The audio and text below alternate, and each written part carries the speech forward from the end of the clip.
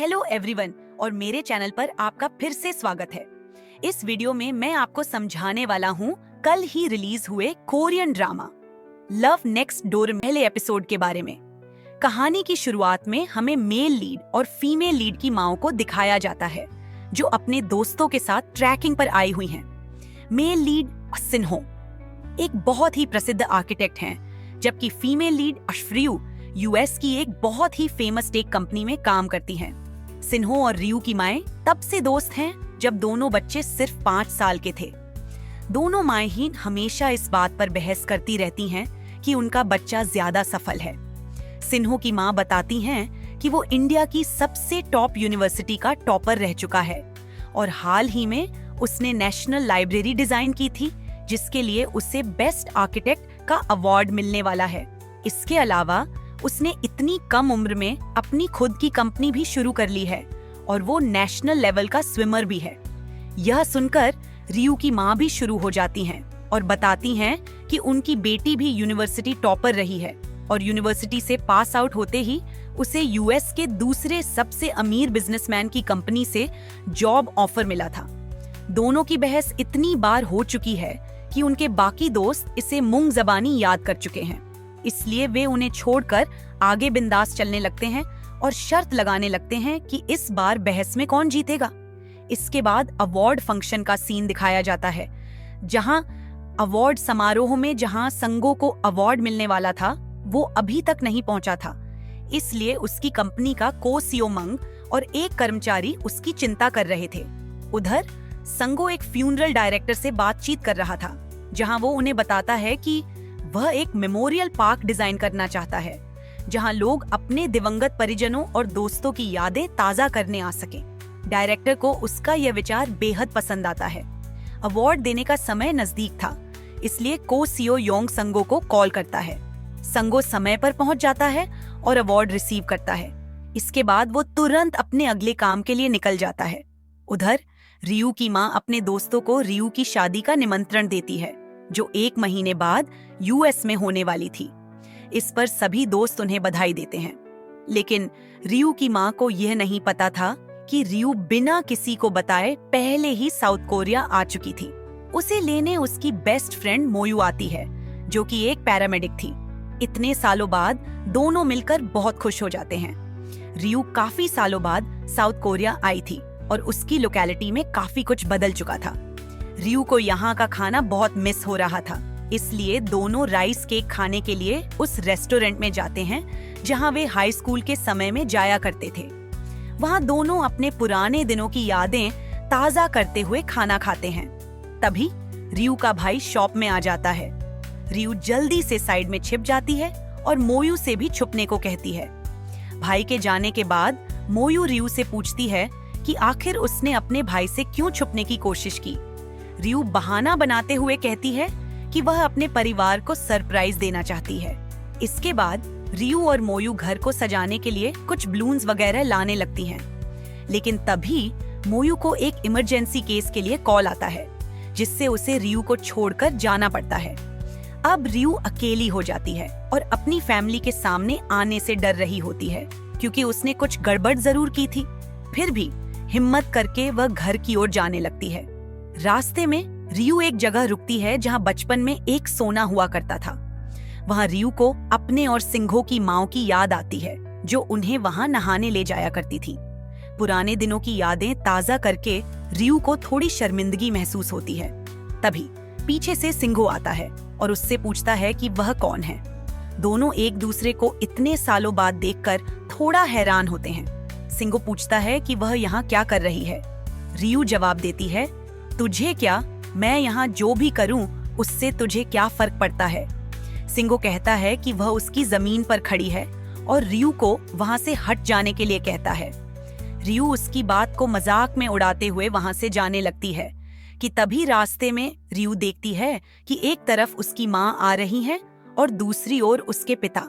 इसलिए वह तुरंत सामने पड़े एक बड़े कार्टून के अंदर छुप जाती है। वह सिंघो से मदद मांगती है क्योंकि उसकी ट्रॉली बीच सड़क पर रह गई थी। सिंघो की माएं वहां पहुंच जाती हैं और सिंघो को देखकर बहुत खुश होती हैं। अगले हफ्ते सिंघो के ऑफिस की ओपनिंग है, जिसके लिए सभी लोग उसे बधाई देते हैं।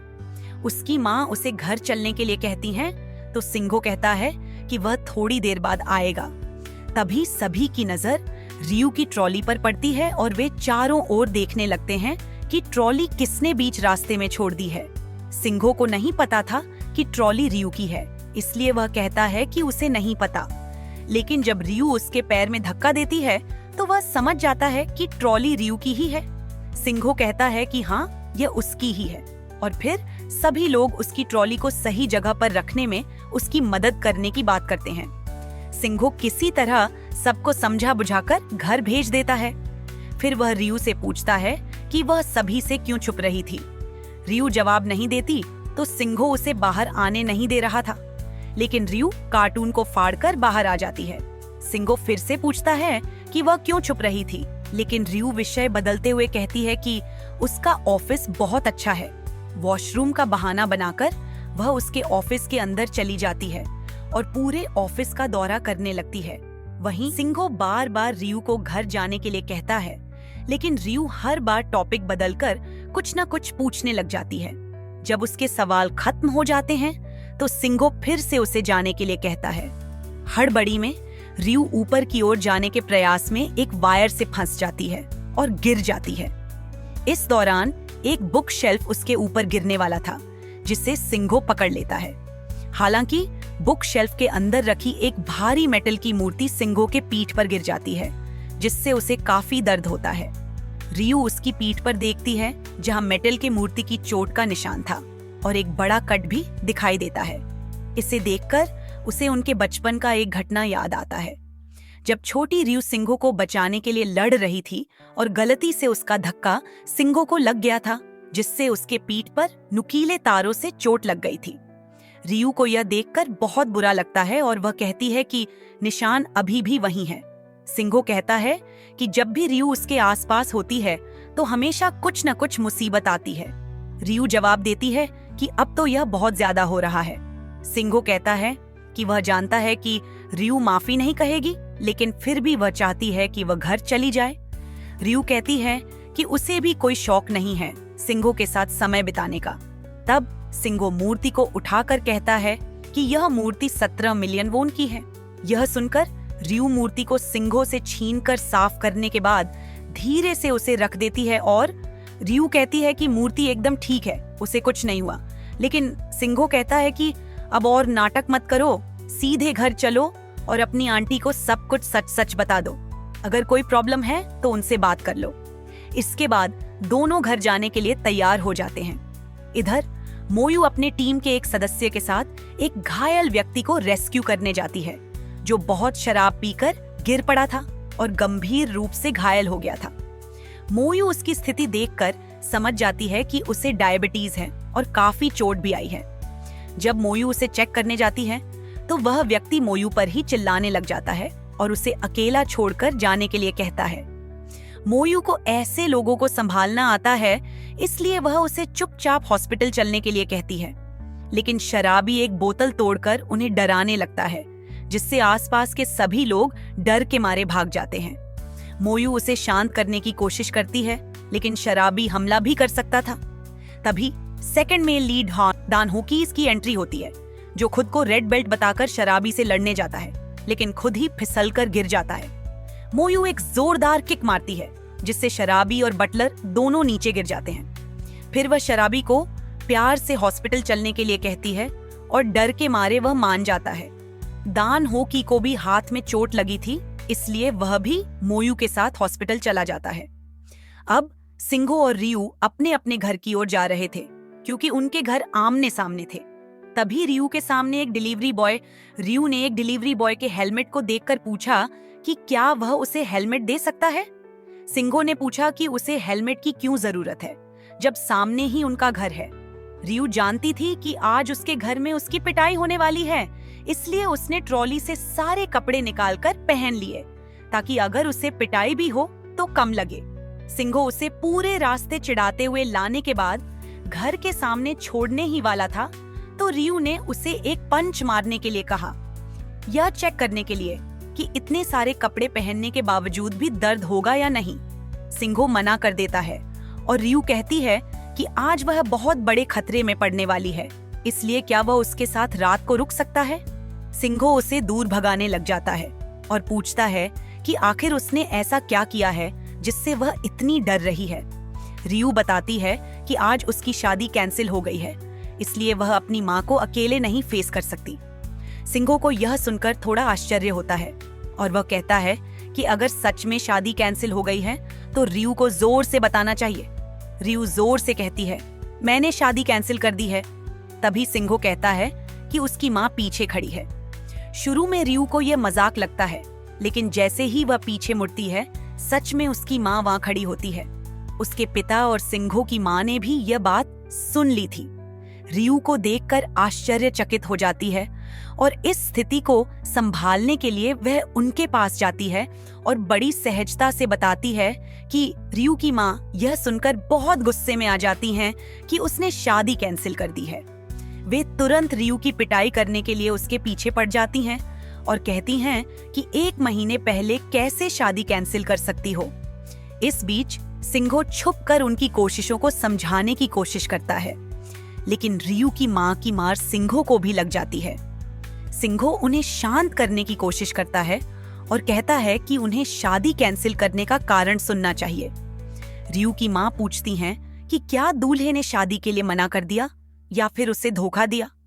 अगर ऐसा है तो वह खुद जाकर उसे सबक सिखाएंगी। रियू कहती है कि दूल्हे की गलती नहीं है, गलती उसकी अपनी थी। ये सुनकर सब लोग हैरान हो जाते हैं। रियू की माँ फिर से उसे मारने के लिए पीछे पड़ जाती है, ये सोचते हुए कि रियू ने दूल्हे को धोखा दिया होगा। इस स्थिति को देखकर रियू के पिता बीच में आकर उन्हें रोकते हैं और रियू की पूरी बात सुनने के लिए कहते हैं। रियू कहती है कि वह पूरी बात कहने से पहले यह प्रॉमिस करना चाहती है कि उसकी माँ उसे नहीं मारेगी। माँ प्रॉमिस करती हैं और रियू कहती है कि उसने अपनी जॉब भी छोड़ दी है। यह सुनकर सभी को एक और झटका लगता है और रियू की माँ फिर से उसकी पिटाई करने के लिए पीछे पड़ जाती हैं। वे रियू को डांटते हुए कहती हैं कि उसने इतने साल मेहनत करके पढ़ाई की और इतनी अच्छी जॉब छोड़ी, क्यों? रियू अपनी माँ की डांट और पिटाई से बचने के लिए सिंघो का हाथ पकड़कर वहां से भागने लगती है। दान हो मोहिम के काम से काफी प्रभावित हो गया था, इसीलिए उसने मोहिम का नाम अपने लिए एक नई पोजीशन के लिए रेकमेंड किया। मोहिम ने अपनी बहादुरी और पेशेवरता से सभी का दिल जीत लिया था। सिंघो और रियू बेंच पर बैठकर बातचीत करने के बाद सिंघो ने रियू की समस्याओं को समझा और उसे तसल्ली देने की कोशिश की। रियू ने बताया कि उसने अपनी जॉब छोड़ने का फैसला इसलिए किया क्योंकि उसे लगातार काम करते हुए थकावट महसूस हो रही थी और उसकी जिंदगी में बदलाव की जरूरत थी। वह अब सब कुछ छोड़कर खुद को रिब्यूट करना चाहती थी। सिंघो रियू की स्थिति को समझते हुए उसे भरोसा दिलाता है कि वह उसके साथ चलने को तैयार है और उसकी माँ की गुस्से को कम करने में मदद करेगा। रियू के भाई का कॉल आने के बाद, जिसमें बताया गया कि उसकी माँ का गुस्सा शांत हो चुका है और वह अब उसे मारने के मूड में नहीं है, सिंघो और रियू घर की ओर लौटने का फैसला करते हैं। सिंघो हंसते हुए कहता है कि इतनी देर से भागने के बाद उनकी माँ के पास उन्हें मारने की ऊर्जा नहीं बचेगी। इस पर रियू थोड़ी राहत महसूस करती है।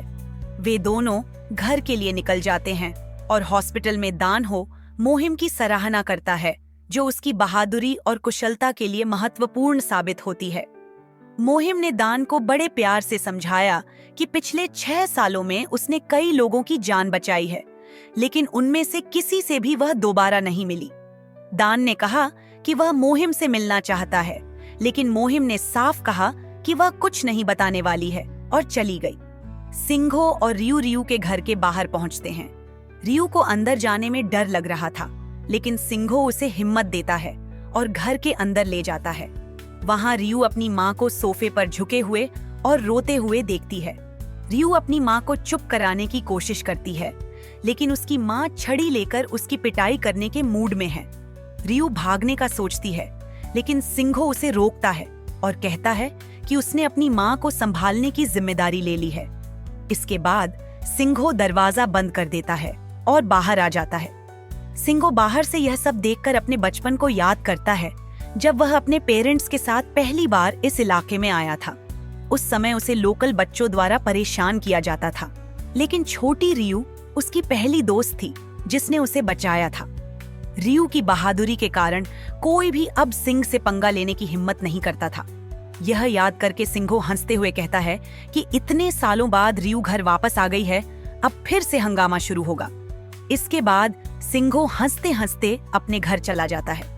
इस एपिसोड के अंत में दर्शकों को कहानी के आगे और भी रोमांस, ड्रामा और मजेदार मोड़ देखने को मिलेंगे।